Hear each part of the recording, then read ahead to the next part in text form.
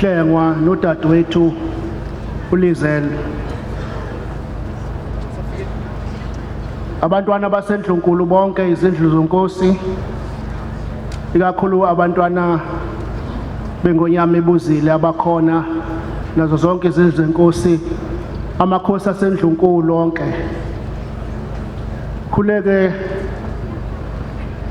kuwe baba uBulawayo nabo bonke ubuholi beqembu kanye nawo wonke amaqembu nje akhona ezombusazwe. Ngizosho kube kufishane nje bese ngihlala phansi ukuthi njalo manje beza uMntwana wakwaPhindangene niqala ngokuthi uMntwana nithi Prince Mangosuthu Buthelezi.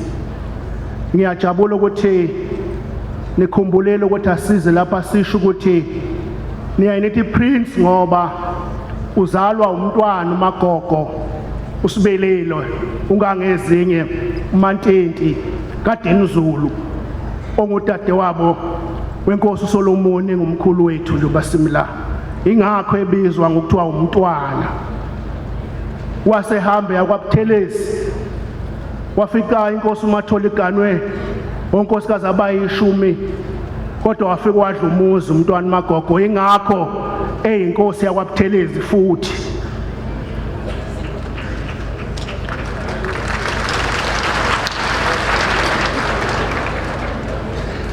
Ngakho ke ukuba undunankulu kaZulu ukuthatha nje ngoba vele kwaButhelezi umthambo wakhona ukusuka kumnyamana.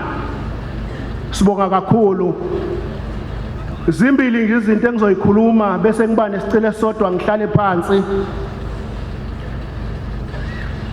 uMntwana wakwaPhindangene uthi mayexoxa sengimdala ngaka ngihlele eParliament ngilinde nje isihloko kukhulunywe ngengonyama trust ekhulunywe phambi kwami ngikhona. Siyazi ukuthi ke ilegacy yakhe uMntwana walala waphupha wawubhala umthetho sisekelo wengonyama trust. Ngakho isizwe samaZulu sihlukile sodwa eSouth Africa sinomhlaba ngenxa yoMntwana.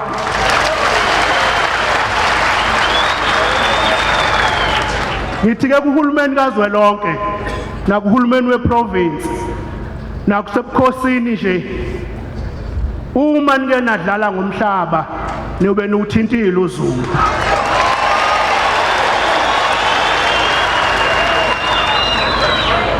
Okwesibili leli iprovince yakwaZulu Natal ihlukile kuwonke amanye province ngoba ngesikhathi sikahulumeni wakwaZulu uMntwana wakwaPhindangene wenza ukuthi silo sivule iParliament wawelela nakho udemocracy. Namhlanje silo isosodwa esakwaZulu esivula iParliament.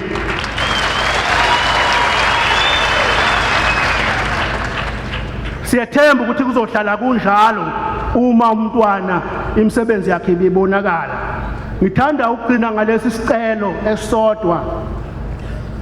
Sengathi uhulumeni kazwelonke kakhulukazi umnyango wakhoktha nohulumeni wesifundazwe umnyango wakhoktha bangahlala bexoxe ukuze be-establish a fully fledged office of the traditional prime minister.